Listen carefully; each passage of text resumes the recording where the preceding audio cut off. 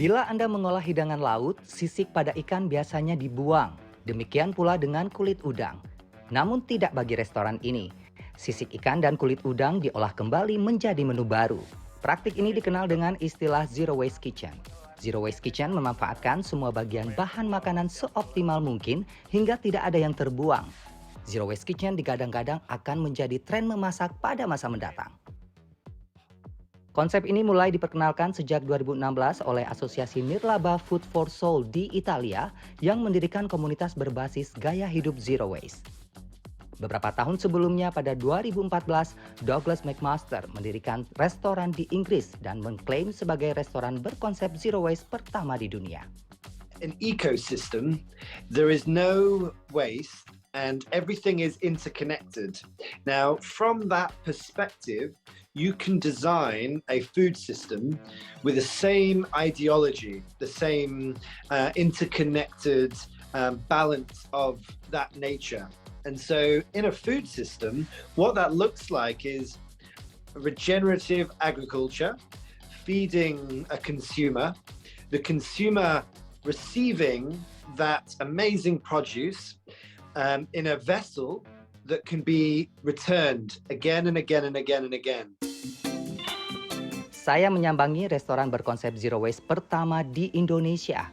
Ornamen sandal jepit yang dikumpul dari pantai ini menyambut kedatangan saya. Karya seni itu sengaja diciptakan sebagai pengingat agar tidak membuang sampah ke laut. Chef Daryl Wono Raharjo adalah orang yang mengembangkan konsep Zero Waste di Ijen sejak 2017. Zero Waste Kitchen plays a lot. Ada beberapa versi, ada beberapa interpretasinya juga. Alright. Cuman inti dari semua ini kita trying to limit what we throw out, and we control what goes in, Oke. and we control how dibuangnya, supaya tidak berakhir di landfill. Mengolah leftover food atau sisa makanan memerlukan riset berbulan-bulan hingga ia bisa mengkreasikan menu baru. Salad kentang ini misalnya. Enggak, kita buat dari sisik ikan. Seperti apa? Bisa kita lihat. Boleh, kita buka sedikit atau mau dicobain sedikit juga boleh. Oh, bisa dimakan? Bisa dimakan dong. Bisa dimakan. Sisik ikan yang biasanya kita pasti buang. Korek, betul sekali. Ini sekarang saya makan sisik ikan. Oke. Crunchy ya. Crunchy, jadi dia elemen teksturnya di dish potato salad actually. Demikian halnya ravioli. Alih-alih menggunakan daging ikan file, ia mengeruk sisa daging ikan yang menempel di tulang untuk kemudian dibungkus kulit lobak menggantikan pasta. Kalau orang bilang, aduh hemat banget, ya memang begitulah. Ya kan? Prosesnya. Kita mau memaksimalkan. Betul. Saya boleh bantu nggak, Chef? Boleh dicoba. Ya kan? Seperti apa? Saya juga penasaran rasanya. Harus Sedikit ditekan. ditekan. Oke. Upaya menjaga keberlangsungan secara menyeluruh juga tampak dari penggunaan tungku untuk memasak. Tujuannya menghemat energi. Chef, ini kenapa masih menggunakan tungku? Jadi sebenarnya kalau mau dibilang simple kalau mau punya kompor, mau punya ini. Cuman balik, it's part of the concept juga.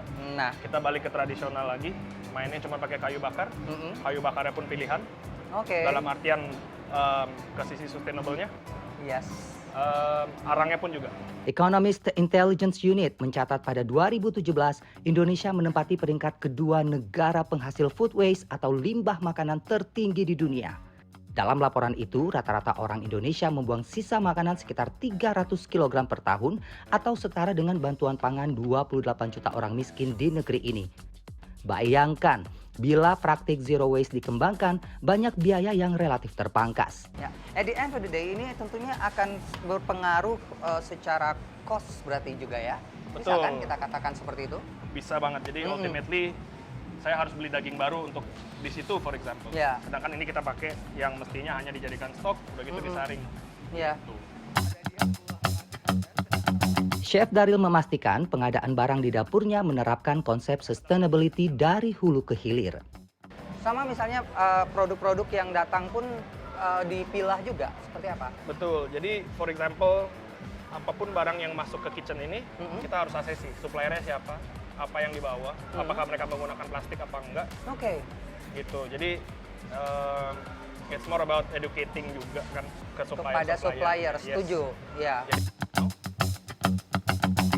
Hal itu juga berlaku bagi pemasok ikan yang diharuskan berbasis line caught atau pancing, bukan menggunakan jaring yang menangkap ikan dalam jumlah banyak sekaligus sehingga mengganggu ekosistem laut.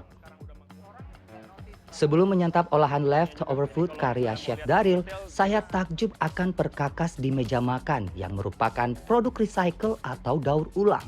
Bahkan saya melihat dari tadi, ternyata tidak hanya terhenti sampai di kitchennya saja, Betul. bahkan a whole concept untuk furniture-nya pun Betul. bersifat sustainable. Ya kan? Sebenarnya iya, jadi Yang terdekat aja ini loh. betul.